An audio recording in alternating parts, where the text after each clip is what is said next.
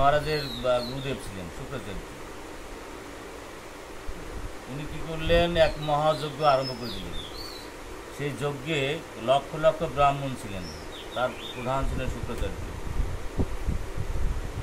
পঞ্চগাব্যে এটা নদী সমান হয়ে গেল, এতগুলো ব্রাহ্মণের এত বড় যজ্ঞ। সেই যজ্ঞ পণ্ড হয়ে গেল, শেষ হয়ে গেল। ভগবান শুক্রাচার্য ডাকছে যে তুমি তো আমার আমার বিভূতি, তা তোমার যজ্ঞ নষ্ট হয়ে গেল কেন?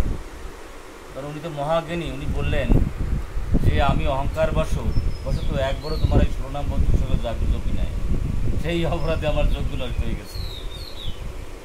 নামের কি গুরুত্ব কল্পনা করেন। এবং এই জন্য উনি এটা শ্লোক উচ্চারণ করলেন, বললেন মন্ত্র তো তন্ত্র তো সিদ্ধম দেশকাল হো বস্তুত সর্বম করতে নিষিদ্ধম অনুসংকৃতম তব। ততক্ষণ পর্যন্ত ওই শিরোনাম বস্তুর অক্ষর জপা না হবে, যজ্ঞ তপ তপস্যা সব কিছুই ত্রুটিযুক্ত হয়ে যাবে। এটা ত্রুটিমুক্ত করার জন্যে আমাদের যে কোনো কর্মকাণ্ডই হোক আর জ্ঞানকাণ্ডই হোক